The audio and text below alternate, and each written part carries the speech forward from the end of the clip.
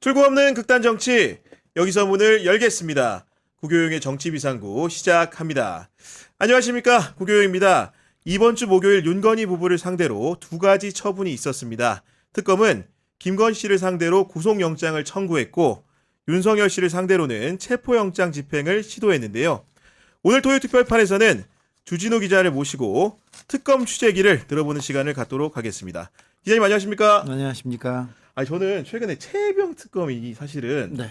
기독교계 교계를 건드리는 걸 보면서 네. 우리 주진우 선배가 너무 생각났거든요. 네. 20년 된 싸움 아닙니까?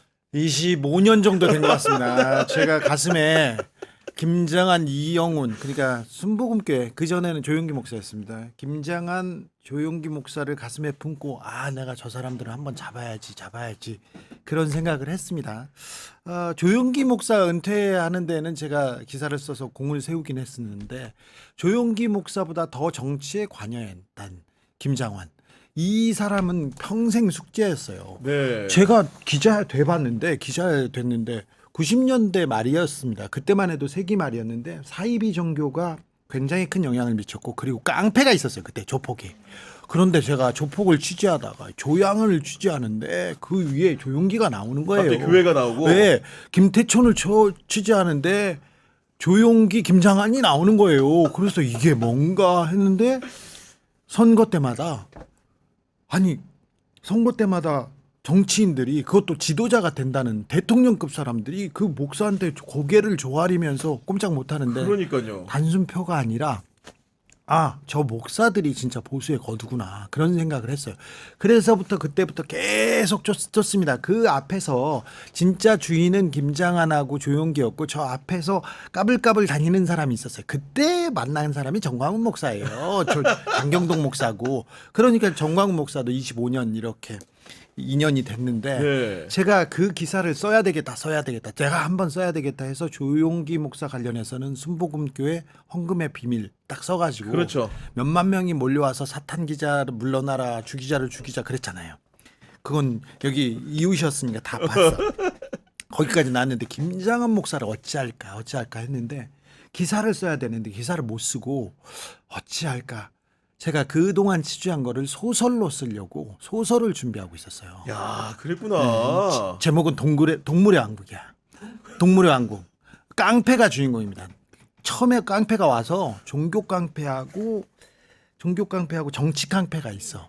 근데 걔네들이 이렇게 성장하는데 결국은 배신과 협작과 뭐 이런 얘기를 해. 결국 주인이 누군가 하는데 저 뒤에 조용기와 김장한의 그림자가 아른아른하면서 계속 끌고 갑니다. 거기에서 이제 깡패가 하루 이제 일을 맞춰서, 네. 영등포에 있는 깡패예요. 얘는 좀 순정도 있고 깡패인데 저기 무교동에 갑자기 출장에 가. 내가 해결하겠다고 가서 해결했다가 두들겨 맞는 거예요. 1대 한 30으로 두들겨 맞아. 그때 그 깡패가 마지막으로 방법이 없으니까 뭘 하냐면은, 야, 할 테면 잡아가려면 잡아가. 그러면 옷을 벗습니다. 옷을 벗으면서 빤스도 벗어요, 거기서는. 근데 그 모습을 윤석열한테 보게 될 줄이야. 그 한국 현대사를 깡패로, 그 목사로 풀려고 했는데 여기 윤석열이 그런 모습이 등장해가지고 저는 막 떨려. 저는 김장환과 그 이영훈, 그러니까 순복음교회 담임 목사 이름이 불렸을 때 전율하고 특검이 이 사회에 엄청난 기여를 했구나, 이런 생각에 가슴이 아니, 근데 떨렸습니다. 주진우 선배도 이제 실화가 아닌 소설을 고민할 정도의 사람이라고 한다면은 네. 정말로 볼륨이 크고 그 위세가 대단할 것 같은데. 자, 전두환이 대통령 되기 전에 집에 찾아가서 인사해요. 되고 나서도 집에 가서 인사합니다. 그 정도입니다. 그 정도예요. YS 마찬가지예요. 이명박 그거 누가 했는지 그 위에 김장환이 있어요. 김장환 집에 간다니까. 자, 윤석열이 어떻게 갑자기 이렇게 대권 주자로 올라가냐면은, 윤석열이 나온다 안 나온다 했어요. 윤석열을 처음에 대권 후보로 세우자고 처음 외쳤던 사람이 정광훈이에요. 광장에서. 광장에서는. 그러니까 저기 김건희, 윤석열이 정광훈을 그렇게 좋아하고 추정합니다. 자, 지금까지도. 그렇죠. 이번에 그 빤스 파동이 있지 않습니까? 그 파동에 결정적인 그 키를 준 사람이 정광훈 목사이기도 해요. 들어가기 전에 그런 얘기를 했거든. 정광훈 목사는 잔챙이니까 이제 좀 미루고. 자, 대통령 하고 싶다는 윤석열을 낙점한 사람이 그때 김장환이라는 얘기가 있었어요. 김장환 목사하고 많이 김사만 목사도 있었던가요? 그리고 이영훈 여러 사람이 있다가 조윤기 목사 장례식에 불렀어 일부러. 일부러 불렀어. 그 윤석열을 네. 불러가지고 이 사람아 하느님 믿어야 돼 그러면서 안수기도를 해주지 않습니까? 그게 메시지였습니다. 그 이후에 대형 교회가 다 윤석열한테 갑니다. 야, 그런 스토리가 있구나. 그런 스토리가 예. 있는데 그런 스토리가 있는데 왜 이 사람이 중요하냐면은 무속 논란이 났잖아요. 왕자 무속 논란이 났을 때 그렇습니다. 그때 이제 교회 가서 순복음 교회 가서 기도를 합니다. 말도 안 되게 기도를 이렇게 어떤 법사한테 배웠는지 모르는데 이렇게 하는데 뭐 기도에 할 수 있죠. 근데 그때 이제 김장환이 준 성경을 가지고 이렇게 가서 얘기를 하는데 나는 김장환 얘기를 할 수 있다는 게 너무 기뻐. CBS에서 나한테 한번 하게 해준다고 그래가지고 막 설레서 갔는데 다른 것만 물어봤네. 아니야. 자, 근데 김장환이 그렇게 얘기합니다. 그리고 김건희 여사 논란 사과하고 그때마다 그 무속 논란이 있을 때마다 대형 교회 목사들이 그리고 김장환이 서로 만났다 사진 공개하면서 계속해서 무속 논란을 없애야 줍니다. 실드를 야. 쳐줍니다. 그런데 무슨 얘기 있냐면은 윤석열 주변에 김건희 주변에 법사도 있죠. 건진 법사 아주 오랫동안 있죠. 그렇죠. 모가지 누른 심 선생도 있죠. 심 선생은 호주머니에다 뭘 넣고 숫자를 맞추라고 하면 그걸 잘 맞춘대요. 그리고 그 선거 기간 중에 영빨이 제일 좋아서 그 옆에 가장 그래도 옆에 같이 두고 있었던 거구나. 그러니까 모가지 누르는 거지요. 모가지를 함부로 누를 수 있을 것 같아. 큰일 나죠. 큰일 나죠. 예. 자, 그런데 법사도 있었고 그 도사들도 있었고 무정 스님이나 스님들도 있었고 명박사도 있었고 또 누구 있어? 스승님도 스승도 있었죠. 정봉 스승. 아유 서운할 뻔했네. 다 이렇게 많은데 그 중에 최고는 그 중에 법사 뭐 집사 그 중에 최고는 목사였어요. 김장한 목사였어요. 명태균도 그걸 진술합니다. 자, 우리가 김장한을 부리기 전에 일주일, 2주일 전에 그 얘기를 했어요. 야. 그 얘기가 나오기 전에 네. 법사 뭐 도사 중에 최고는 목사였고 김장한이었다. 김장한은 언제나 윤석열을 도와줬고 김건희를 도와줬고 끝나고 나면 꼭 청구서를 내밀었다. 이게 명태균의 얘기입니다. 우리가 얘기를 하고 그리고 그 저는 최혜병 사건에 약간 관여했는지 알았지. 그래가지고 내가 일렀어. 저 사람 중요하다고. 그런데 최혜병 특검이 이명현 특검이 뭐 질풍처럼 달려가서 강력하게 압수수색을 했죠. 하고 네. 목사가 이 그 최혜병 사건에 얼마나 깊이 개입했는지 거의 좀 증명을 했습니다. 그렇구나. 거의 증명을 했습니다. 전화뿐만이 아니에요. 전화뿐. 내가 임성근한테 물어봤어. 너 같은 사람이 어떻게 김장한을 아니야? 그랬더니 최혜병 사건 나기 6일 전에 자기 부대에 왔대요. 거기에서 보안 교육을 해줬대. 군인이 목사한테가 아니라 목사가 군인한테. 그리고 나선 사건이 났을 때 통화했다. 얘기했는데 사건이 나서 통화했다 얘기했는데 그 통화만 한 게 아니었어요. 근데 그 목사와 이 정치인 간의 부적절한 그 김장한 목사, 이영훈 목사는 이철규 의원과 윤석열과 다른 사람들한테 계속 전화한 게 다 드러났습니다. 요게 드러났습니다. 야. 저 한 그 최혜병 사건의 한 축 이종호, 김건희 이 부분이 안 났는데 이 큰 목사는 항상 김건희를 시켰거든요. 김건희가 윤석열보다 오히려 높게 판단을 잘한다 이렇게 생각하기도 했고 일도 잘했으니까. 네. 그런데 그 부분에 대해서 지금 추적 중인데 그 조금 이 부분에서 성과를 조금 냈으면 좋겠습니다. 야, 이런 김장한 목사도 이런 상황이다 보니까 어떻게 보면 밖에 나와 있는 아직은 네.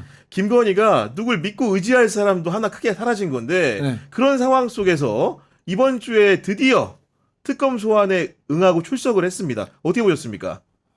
뭐 현대사의 비극이죠. 비극인데 그 안에서 있었던 일이 더 비극적이었어요. 사실은 김건희는 혐의도 많고 증거도 많습니다. 그래가지고 증거도 다 보강하고 수사를 했어. 그 중에 가장 명확한 부분만 들고 있었습니다. 한 3개, 4개 정도 들고 있었어요. 제일 먼저 물어본 게 도이치모터스 주가 조작. 음. 증거가 있잖아요. 아니 그렇죠. 증거가 녹음도 있는데 뭐. 자, 1차로 주가 조작을 했다가 실패했어. 그런데 실패해가지고 4,700만 원 정도의 손실이 났는데 그걸 보내줍니다. 다시 페이백합니다. 원금 보장이라는 주가 조직단의 그 기본적인 이 그 원금 보장은 최은순 그 패밀리 비즈니스에도 원금 보장이 항상 있어요. 1번이었어요. 네. 원금 보장을 받았어요. 근데 그걸 받았어요. 그리고 증권사 직원이 다 어떻게 됐다고 통화가 나왔지 않습니까? 그러니까요. 검찰이 숨겨놨던 거 나왔지 않습니까? 근데 그 앞에서 거짓말을 합니다. 명확하게 거짓말을 합니다. 그러면은 그 특검에서 재반박하고 이렇지 않습니까? 이렇게 얘기 안 하고 예 하고 끝났어요. 너무 거짓말을 하니까. 그래가지고 얘기를 합니다. 그 다음에는 주가 명태균 그렇죠. 명태균 여론조사와 넘어가야죠. 공천 네. 개입. 그래서 공천 개입에 대해서도 이렇게 했는데 너 여론조사 이거 시켰지 않느냐. 그래서 받았지 않느냐. 돈도 네. 안 냈지 않냐. 그러니까 아니 그냥 주는 줄 알았어요. 이렇게 얘기하고 피해날이 언론사인지도 몰랐어요. 이렇게 얘기하는데 자 피해날이 언론사가 아니고 여론조사 기관이고 여론조사가 안 좋다. 그런 얘기를 명태균하고 하는 그 카톡을 제가 공개했어요. 그렇죠. 이미 거기에 다 나와 있고 무슨 문제가 있냐면 PNR에서 그러니까 명태균으로부터 받는 여론조사가 윤석열이 너무 지지도가 높다는 여론조사가 너무 튀어서 언론사에서 하다가 못하니까 그때 다른 언론사가 필요하다 얘기하니까 자기가 책임지겠다고 하고 실제 움직입니다. 그래서 대통령실에 김건희가 움직여서 세계일보가 그걸 받아줘요. 여기도 통일교가 이어지는 건데 요거 아직 안 나왔어. 그렇네. 그렇잖아. 그렇네. 세계일보에서 받았어. 그러니까 이거 여론조사가 이상해서 우리도 못해요. 그래 머니투데이에서 하다 못해요 했더니 문제 된다고 했더니 저 시골에 있는 명태균이 언론사를 잡을 수는 없잖아요. 그래서 여기서 꽂아줬어. 통일교의 세계일보를. 근데 세계일보에서 가만히 있죠. 세계일보에서 그 문제에 대해서도 내부에서는 문제가 크게 됐었어요. 근데 이제 수사가 될 건데 아는데 그렇게 또 거짓말하는 거야. 난 몰랐어요. 그러니까 예 그렇게 지나갑니다. 목걸이에 대해서는 아니 목걸이는 그라프 목걸이가 있고 통일교에서 받은 목걸이가 있습니다. 목걸이가 있는데 통일교에서 그 건진법사를 통해서 받았잖아요. 그래서 잘 받았다는 통화 내역까지 나왔어. 나왔는데 자 나는 모른다. 나는 받은 것도 없고 모른다. 다 건진법사가 받고 잃어버렸다고 하지 않았냐. 그렇게 얘기해. 모른다고 하는데 아니 잘 받았다고 전화 내역을 이렇게 들이밀어요. 잘 들어봐라. 목걸이는 없지 않느냐. 그리고 천수삼 그 얘기만 있다고 하는데 이것도 거짓말이고 건진법사가 받아서 잃어버렸고 자기하고는 관계없고 자기는 모르는 일인데 잘 받았다고 전화를 왜 받아라. 그러니까 이것도 거짓말이잖아요. 그러니까 예 그렇게 듣고 말았습니다. 제일 중요한 거는 여기서 제일 중요한 건 김건희의 목을 그냥 잡을 수 있는 가장 중요한 건 반클리프 목걸이. 반클리프 목걸이. 2022년 6월에 나토 순방 갔을 때 첫 번째 목걸이 있지 않습니까? 그 목걸이는 뭡니까? 그랬더니 계속 거짓말을 합니다. 지인 거다. 누구한테 빌렸다. 사실은 내가 사서 줬다. 그래놓고 특검에 올 때는 25년 전이었나요? 20여 년 전에 홍콩에 가가지고 샀는데 이렇게 계속 얘기를 하는 거예요. 그럼 얼마나 웃기겠어. 그러니까요. 2015년에 나왔는데 10년 전 거 제품인데 짝퉁을 10년 전에 먼저 만들었다고 이걸 얘기하면 거기에서 뭐라고 하겠어요. 그냥 웃지요. 웃는데 내가 계속 이렇게 얘기하는 건가? 여기 원래 자기가 좀 아니. 근데 반클리프 목걸이는 그 목걸이 그 모델을 우리나라에서 많이 안 팔려요.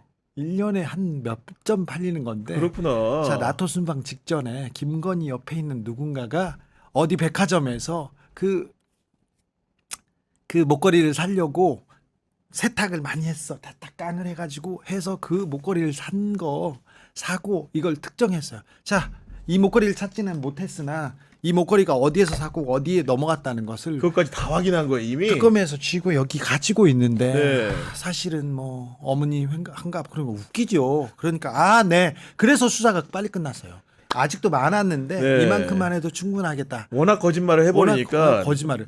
그 김건희 주변 사람의 특징이 자 목걸이에 대해서도 자 김건희 오빠 부인, 김건희 오빠의 그 처형, 그렇죠. 처형이 중요한 역할을 했습니다. 그리고 장모 이런 사람들 진술을 다 이렇게 받았는데 거짓말을 해요. 거짓말을 하는 거 알아. 어느 정도 매뉴얼이 있습니다. 거기까지 하다가 막히면 그거에 대해서는 그 묵비하겠습니다. 잘 모른다고 하거나. 진술을 예. 모르쇠로 하다가 모른다고 하다가 묵비하고 이렇게 했고 넘어갔는데 김건희의 특징은 자 준비했던 거짓말이 막혔어요. 이렇지 않습니까? 증거를 들이밀었는데 거기에서도 거짓말을 합니다.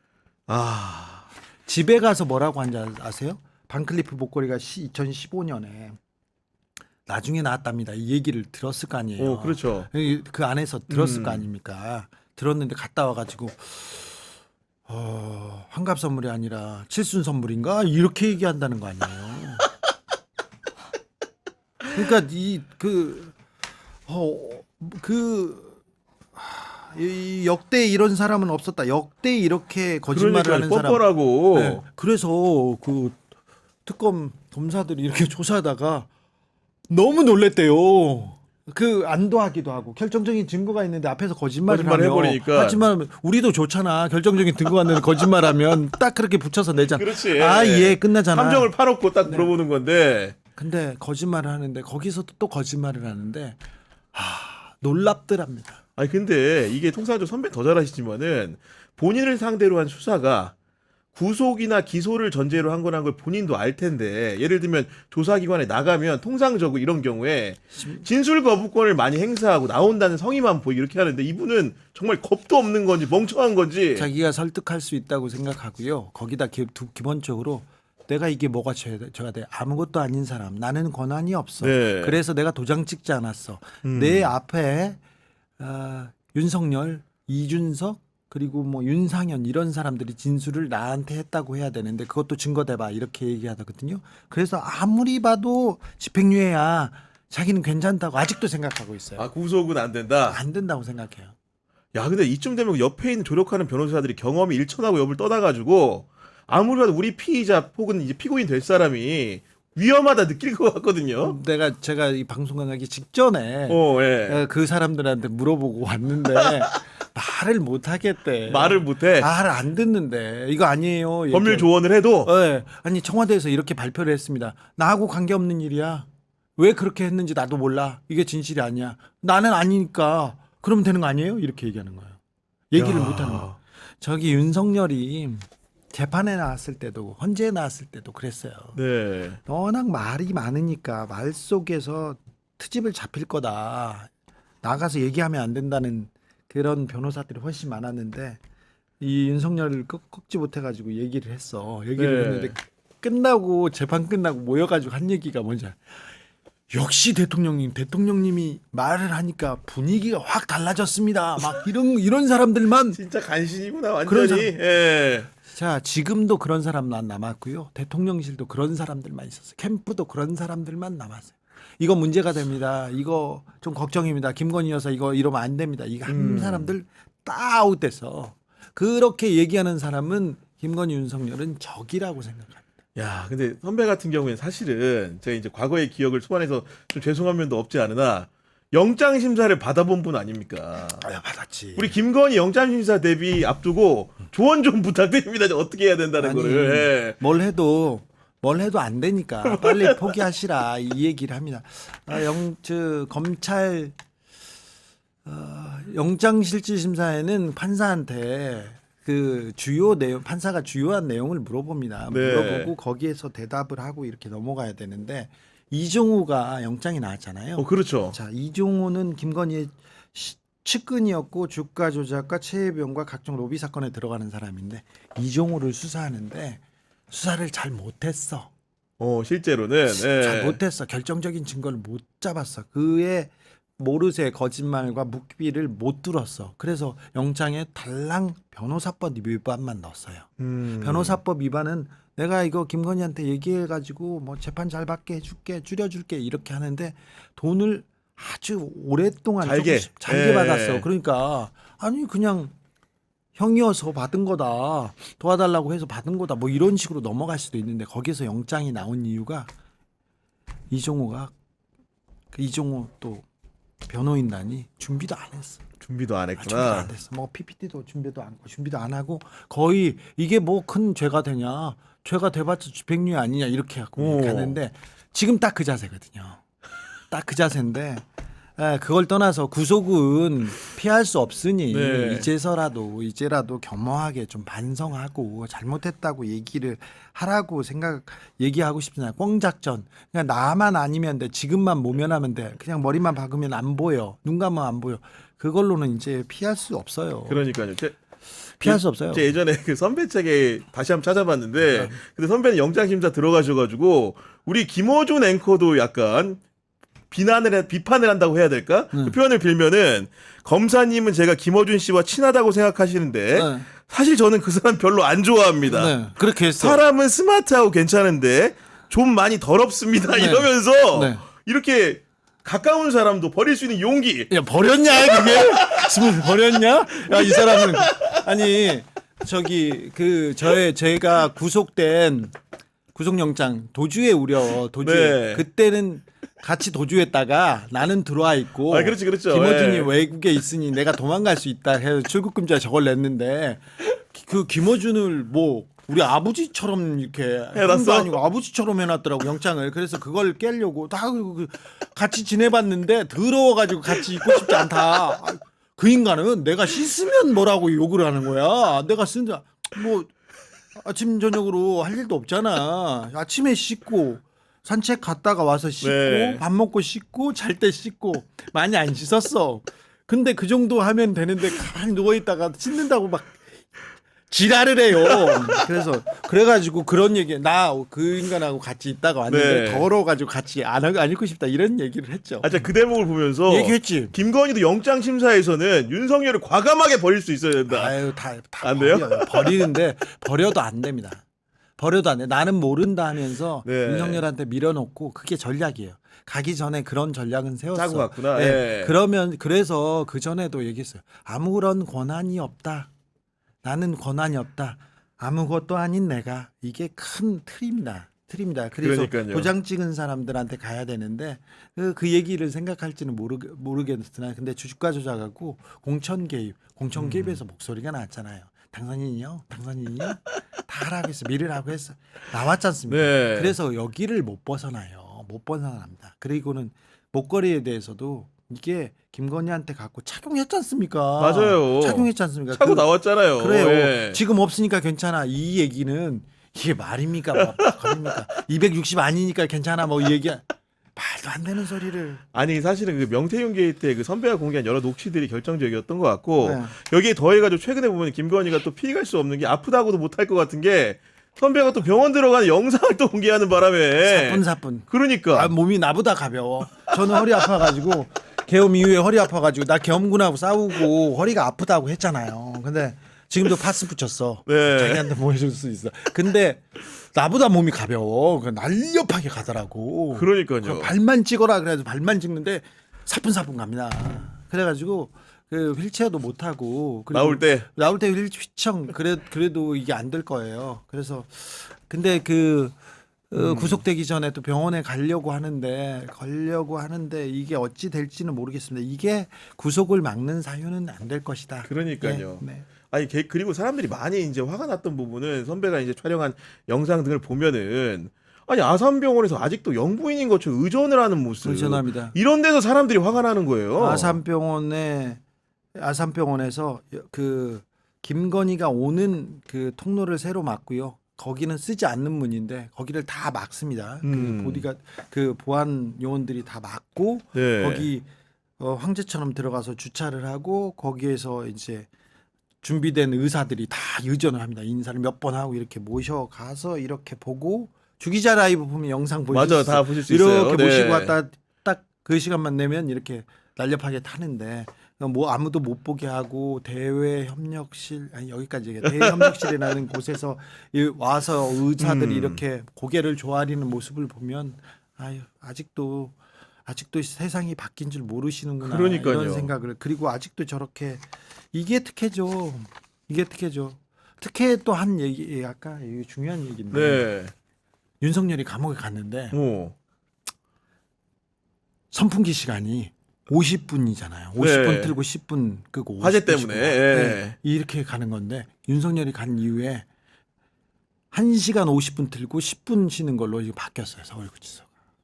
진짜 너무하다 진짜. 네, 그리고 여름에 매일 샤워가 불가능했었는데 그 동만 한 큰 동이 두 동이 있어요. 네. 근데 윤석열이 있는 동만 매일 샤워를 하고 선풍기 시간이 바뀌었습니다. 저기 선풍기 시간. 야, 근데 정말로 그게 물론 같이 있는 재소자들이 조금 인권이 보장될 수 있고 좋다고 생각을 하지만은 일단 윤석열 때문에 시작된 특혜라는 거가 너무 중요한 거 아니겠습니까? 그러니까 이번에 체포영장 집행할 때도 말입니다. 뭐 법대로 했다, 규정상 그렇다, 그거 아니에요. 물론 두 번째는 법무부 장관이 지시했어요. 그러니까, 정성호 장관이 네. 직접 지시해가지고 구치소 적극 협조해라 해서 달라졌지만 네. 규정상 안 됩니다 막 그랬는데 내가 규정 내가 따져봤어. 그래서 감옥에 오래 산 형한테 물어봤어. 감옥에서 체포 당했지. 내가 그 재소자들 때려가지고 체포 당했는데 어떻게 했냐고 하니까 영장 가져왔어. 영장이고 뭐고 영장은 받았던 것 같은데 어떻게 됐는데 나와. 그러니까 내가 안 나간다고 버텼대. 누워 있었대. 그랬더니 교도관이 발로 차가지고 바로 일어났대. 발로 일어났대. 야, 너 발로 일어났대. 교도관에 있는 사람들도 교도소 안도 체포영장이나 압수수색 영장을 자주 집행합니다. 그러니까요. 그때 얘기하면 다 끌어냅니다. 우리 옛날에 한명수 사건 때도 그런 모습들 꽤나 보였죠, 봤거든요. 보였죠. 뭐 비망록 적어놓으면 가져가고.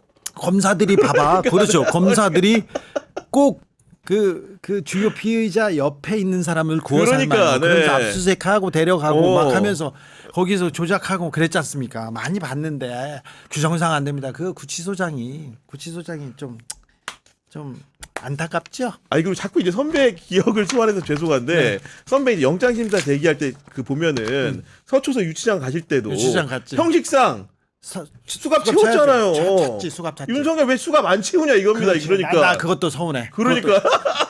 자, 저는 양복을 꼭 이게 법원 갈 때만 입잖아요. 그래가지고 양복을 찾아다가 입고 그런데 포승줄을 묶으려고 하더라고. 원래 포승줄을 묶고 수갑을 채워가지고 이렇게 가는 게 맞대. 네. 야이씨. 잠깐만요. 아니 다른 사람들은 내가 그래서 따졌지. 아니 안 할래요. 그랬더니 이게 규칙입니다. 그러더라고. 규칙이다. 야 규칙인데 그럼 정치인들 너 니네 했어? 그러니까. 누구 그 전에 어떤 의원이야. 너 그 의원 했어? 막 그러니까 네 그러더라고. 내가 다 어길 수는 없으니까 저기 포승줄 묶으면 옷이 구겨지니까 수갑만 찾게. 그래서 수갑 찼어요. 수갑을 차고 들어갔어요. 아니 구속이 되지 않고 구속 심사를 받은 사람한테도 수갑을 채우는데 네. 구속된 사람을 체포영장 집행한다는데 수갑을 안 채웁니까? 아유 그러니까 그래서 네. 수갑 차고 들어갔어요. 근데 기분이 물론 초등학교 때 수갑을 차보긴 했어요. 차보긴 했는데 수갑을 찬다는 그 기분이 그 모멸감이 그 찰카당 유치장에 갇히잖아.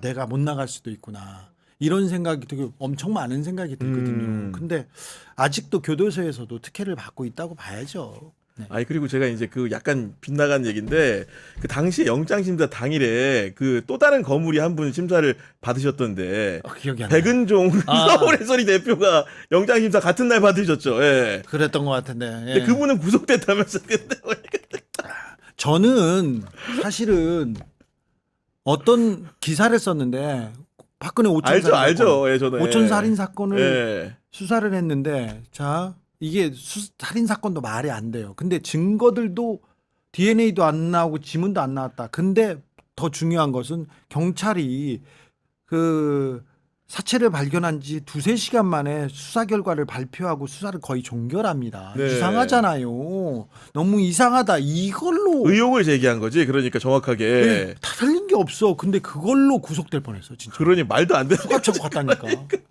박근혜 정부 딱 이명박에서 박근혜로 바뀌자마자 너는 잡아라 그 얘기를 검찰 고위 간부가 야 너는 잡으란다. 그래가지고 도망간 거예요. 그때 정말로 제 기억에도 팬들도 뭐 이렇게 많이 몰려가지고 그때 심사하는 날에 팬들이 풀어주라고 난리를 했던 것 같은데 기억에. 그때만 해도 팬이 좀 있었어. 좀 있었어. 경찰서 앞에 다 막 팬들이 그러니까 봐요. 그랬던 날의 기억이 좀 나는 것이고 다시 이제 김건희 윤석열 문제로 돌아와 보면은 김건희 오빠가 또 하고 다닌 짓들에 대해 가지고 우리 준유 선배가 좀 많이 파헤치고 계시지 않습니까? 김건희 오빠가 네. 지금 이름이 나오는데요. 네. 아, 얘도 김진우야. 기분이 나빠 죽겠어. 국민의힘 주진우 여기 김진우인데. 윤석열의 보호막 진우 스님 여기까지. 그런데 김진우가 매우 중요한 사람이었습니다. 일단 김건희 최은순 그 집안의 사업을 담당하는 사람이었기 그렇죠. 때문에 지금 잘 알려지지는 않았지만 김건희한테 언니가 있습니다. 언니는 그냥 가정주부로 살고 있고요. 김진우 살고. 오빠가 네. 있고 동생이 있습니다. 동생은 말레이시아에서 들어와서 왔다 갔다 하고 있습니다. 그런데 집안에서 큰 일은 김건희가 다 했는데 김진우가 남자잖아요. 장남이잖아요. 그렇죠. 거기다가 김건희가 이제 나감으로써 이 사업체 패밀리 비즈니스를 김진우가 이제 다 받게 됩니다. 물론 회장은 최은순인데 최은순, 김건희, 윤석열, 김진우 4등분해서 사업체를 운영했다고 네. 보면 됩니다. 다 n분의 1 한 사업도 4등분했다고 보면 되는데 김건희하고 윤석열 빠지고 최은순이 구속되고 그러니까 자연스럽게 김진우로 묶이는데 김진우가 이 목걸이나 뭐 다른 데서도 나옵니다만 김진우가 그 공천에도 개입했고요. 그 기본적으로 윤석열 정부에서 주요 관직에 올라가는 사람들 그런 사람들도 면접도 따라 봤고요. 그 다음에 포스코에는 아주 깊숙하게 관여를 했고요. 거기다가 특사 사면 관련해서도 이렇게 개입을 했는데 이 하나하나마다 액수가 수십에서 100대를 넘어간다는 그런 얘기가 있는데 거의 신빙성이 있습니다. 아닌 게 아니고 지금 보면은 예. 그 본인 장모집이죠. 예. 김진우 장모집에서 진귀한 물건과 현금이 나오지 않았습니까? 네. 이게 이것도 김진우가 갖다 놓은 거죠. 갖다 놓은 거고 그림도 나왔는데 요 관여했는데 지금 특검에서 수사를 하고 있습니다만 여기까지 갈지는 모르겠어요. 그렇죠. 윤석열 김건희 잡으면 다른 데는 이제 잔챙이들이니까 넘어갈 수도 있으나 이걸 전 김진우는 좀 더 파헤쳐야 된다고 생각합니다. 김진우의 사돈이죠. 그 사돈이죠. 김진우의 장모집에 갖다 놨는데. 그러니까. 장모집에 갖다 놨는데 그 장모님이 그런 얘기합니다. 이게 누구 거겠어? 김건희 거 아니겠냐? 이렇게 좀 불만도 이렇게 얘기하는데 일단 김진우 부인, 김진우의 처형, 김진우 장모 여기는 얘기가 다 지금 잘 맞춰졌습니다. 그런데 그 압수수색된 가방 안에서만도 돈과 금덩어리 나왔어. 다이아 반지 많이 나왔어. 다이아 반지. 종로 어디에서 만든 것도 있고 네. 다이아 반지가 몇 개, 알이 굵은 걸로 나왔습니다. 그리고 시계들도 몇 개 나왔고요. 시계도 몇 개 나왔어요. 네. 고급 시계가 나왔고 어떤 시계는 실물이 안 나오고 상자 보관함과 보증서 있잖아요. 보증서가 나왔구나. 보증서가 나왔어요. 네. 그러니까 아직은 누구한테 안 간 거죠. 그러니까 그 얘기는 네. 아니죠. 갔다 왔는데 네. 그 고급 제품들은 보증서와 케이스가 있어야 가치가 높아져요. 그리고는 이건 비싼 거니까 나오면 또 문제가 될 것 같아서 그거는 다 따로 보관한 걸로 보입니다. 네. 진품 목걸이, 반클리프 목걸이나 이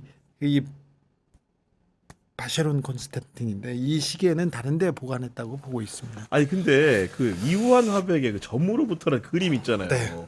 그게 가장 들었을 때 충격적이었거든요. 그러니까요. 자, 이걸 어찌 봐야 되나? 이 김건희는 이거 나 같으면 안 산다. 안 샀겠지. 돈 주고 산 적이 있나?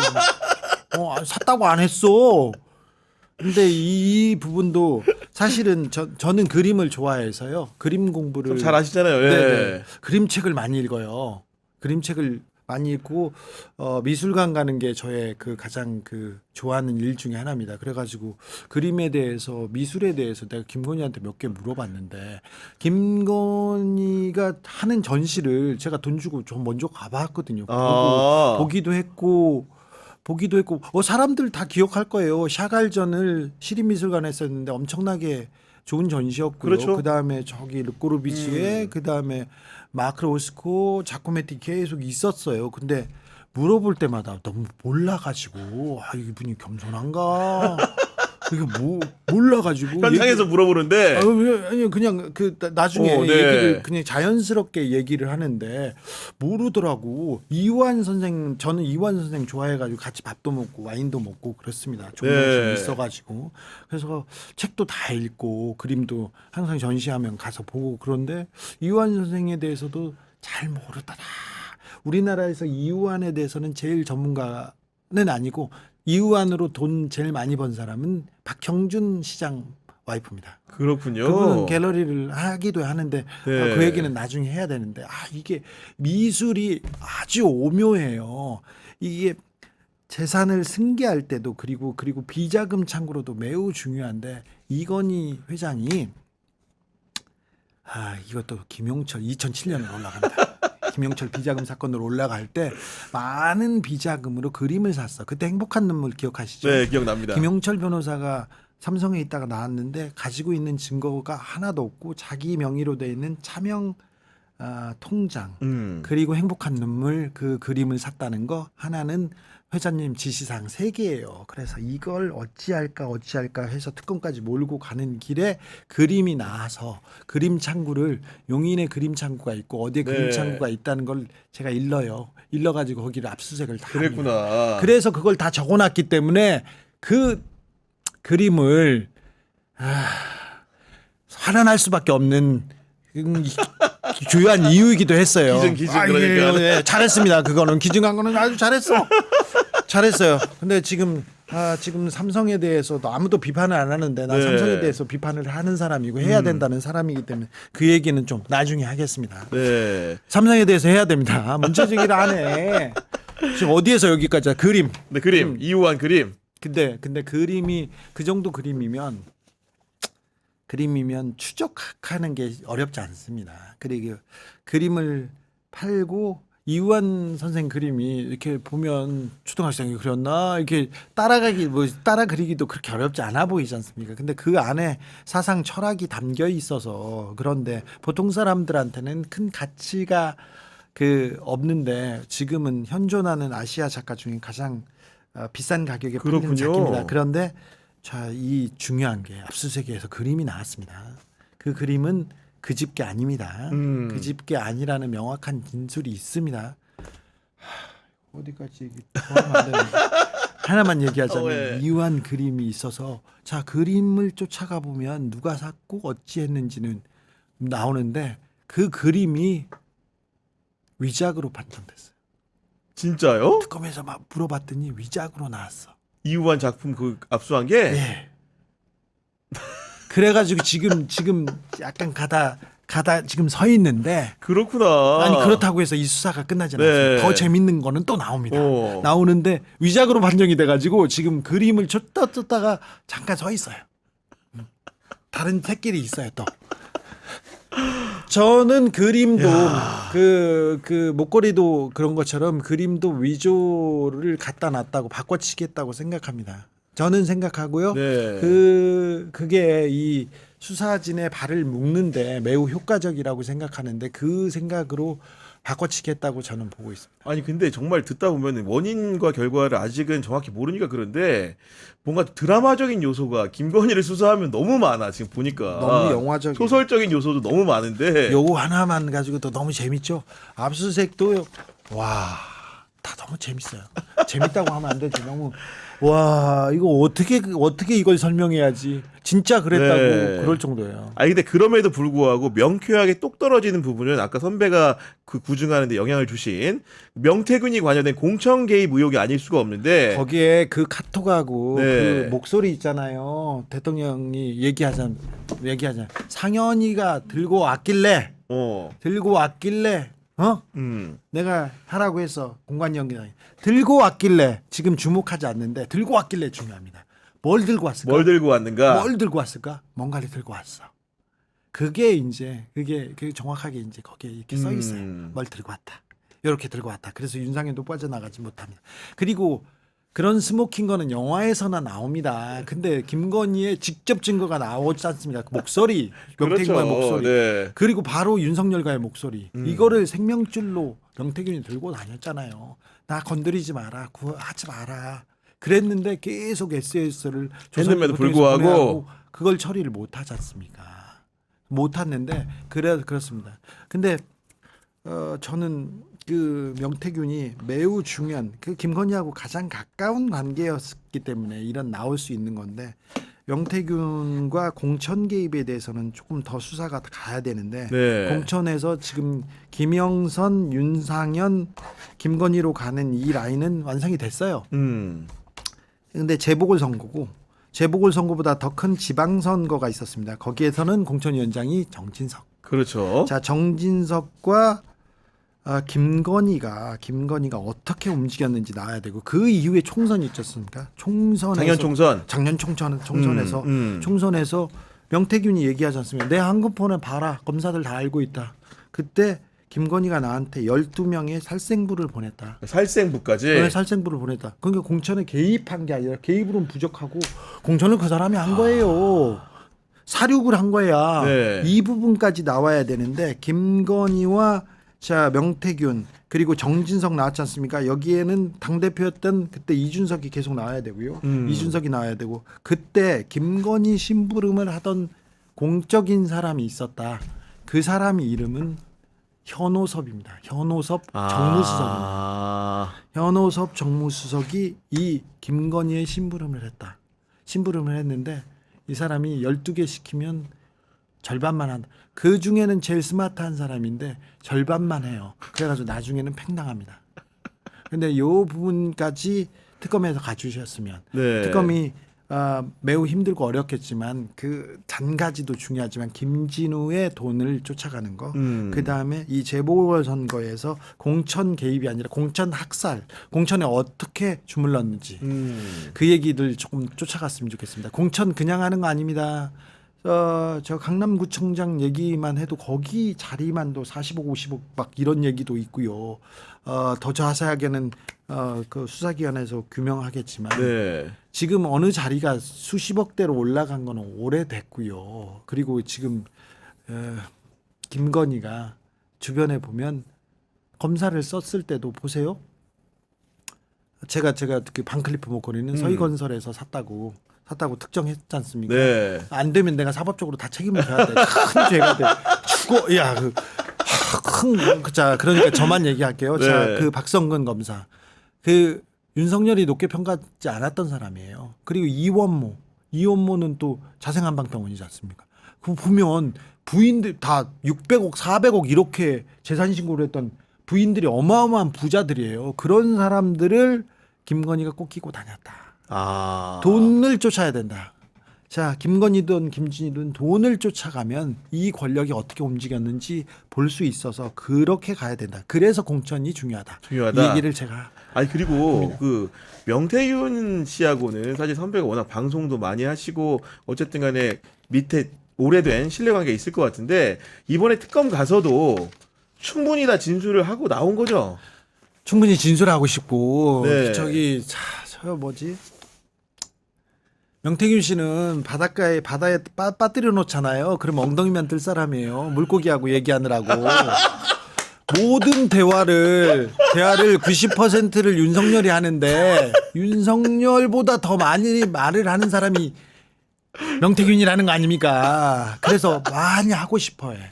특검 사무실 앞에 호텔을 잡아놓고 계속 얘기하고 싶어 하는데 특검에서 계속해서 김건희 공천 개입하고 나왔던 증거 있지 않습니까? 네, 확인하는 정도만. 그 정도 확인만 하더라고. 여론조사 이거 어떻게 된 건지. 문자에 카톡에 제가 공개한 카톡과 그러니까 그 음성을 확인하는 정도만 했어요.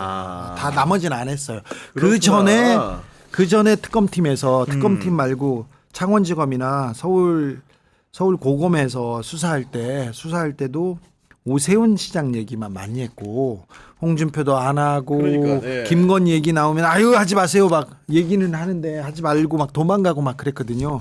근데 여기서 그 명태균이라는 좋은 뭐라고 재료인데 그리고 그 사람이 진실을 밝히겠다고 나왔지 않습니까? 그러니까 명태균을 데려다가 조금 더 큰 큰 일을 진실을 밝히는데 버렸으면 하는데 이 부분도 좀 빼놓지 않았으면 좋겠습니다. 저는 명태균이 오세훈 시장을 이렇게 잡아주고 홍준표를 잡아주고 그리고 김건희를 잡아준 부분에 대해서 잡아주고 그리고 진실을 밝히는 부분에 대해서 좀 평가하는 쪽이기 때문에 그러니까요. 네.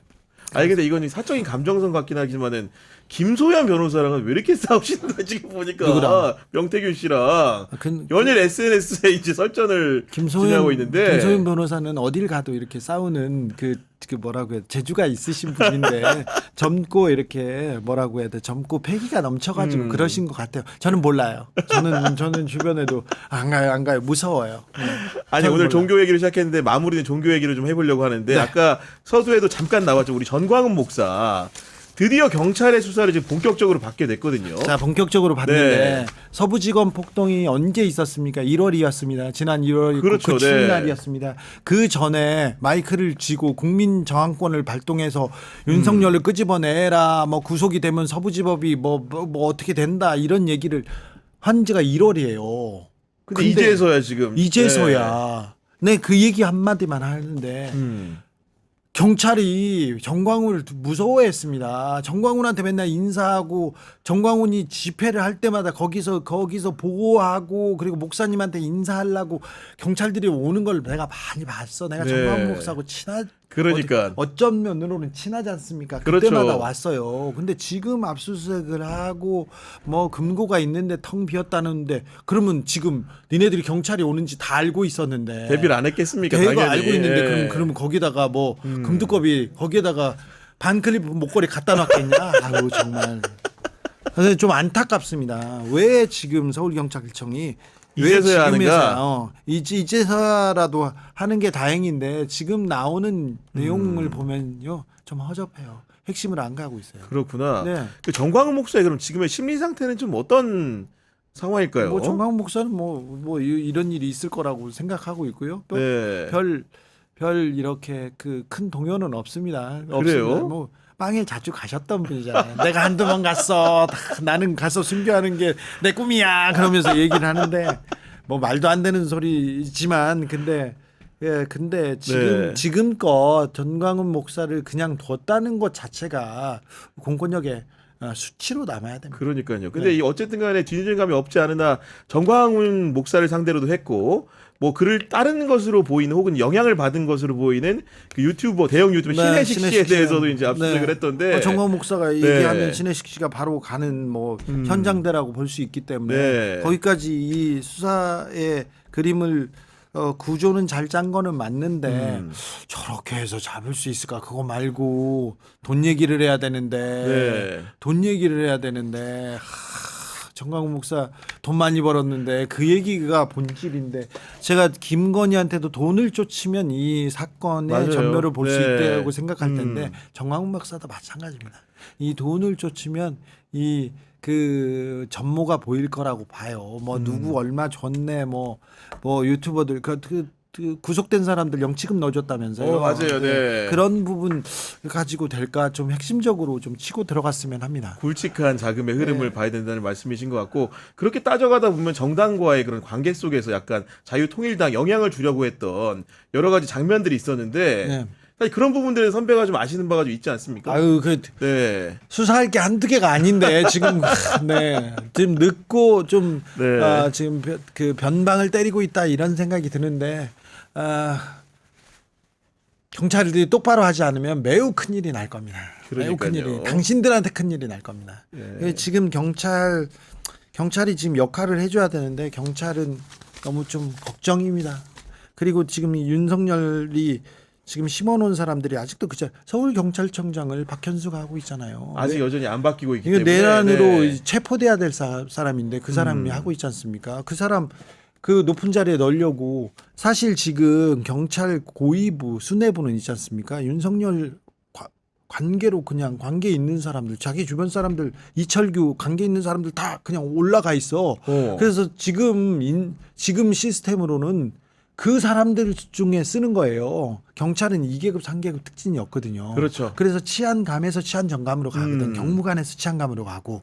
근데 이 상층부가 다 이게 흙탕물이에요. 흙탕물이 아니라 거의 똥물 수준이에요. 네. 그래서 이 사람들을 치워야 되는데 아직도 그 사람들이 개혁에 저항하고 있다고 저는 보기 때문에 경찰 인사, 특별히 주요 포스트는 빨리 해야 하는 게 네. 맞다고 봅니다. 민정에서 계속 쳐다만 보고 있지 말고 이게 타이밍도 실력인데 그쪽에서는 매우 지금 능력치를 보여주지 못하고 있다고 제가 좀 지적하고 갈게요. 아니 그리고 나가면서 이제 한마디만 좀 짧게 많이 여쭤보면은 했잖아 지금. 짬만 딱 여쭤보면은 왜냐면 제가 최근에 그 언론 단체에서 무슨 뭐 인터뷰하다가 제가 방송을 직접 해보니까 방송하면서 취재하는 주진우 선배가 참으로 대단한 것 같다 이런 얘기 다시 한번 했는데 봐봐 주대 네. 지금 이 내란 전국에서도 취재 제일 잘하잖아. 아니 그러니까 내가 잘한다고 하면 안 되지만. 아니 그 원동력 예를 들면은 정보는 많이 오는 건 제가 당연히 알 것 같고 그 효율적으로 자원을 써야 되는데 정보가 그렇게 많이 오진 않아요. 그래요? 근데 많이 가요, 제가.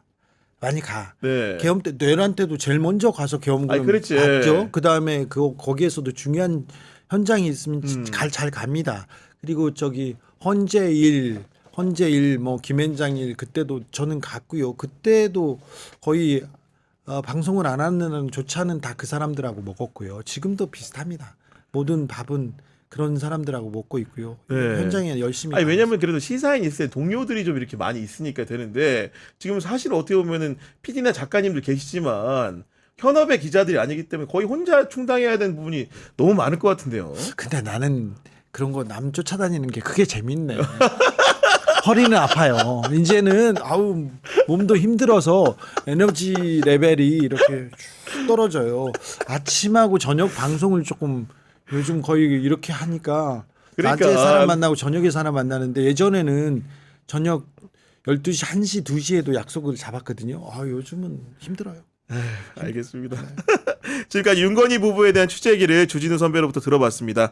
오늘 출연해주셔서 너무 감사드리고요. 저는 내일 오후 4시에 인물 비상구로 돌아오도록 하겠습니다. 탐구 인물은 민주당 정청래 대표를 따르는 핵심적인 당직자들에 대한 이야기입니다. 여러분의 많은 관심 부탁드리면서 오늘도 긴 시간 시청해주셔서 감사합니다.